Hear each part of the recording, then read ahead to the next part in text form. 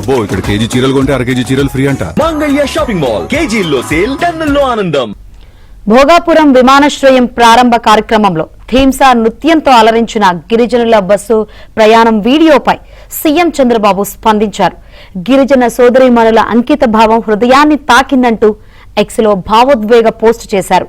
వారి అంకిత భావం, సహనం, త్యాగం తనను కదిలించాయంటూ కార్యక్రమాన్ని విజయవంతం చేసిన ప్రతి గిరిజన సోదరికి కృతజ్ఞతలు తెలిపారు.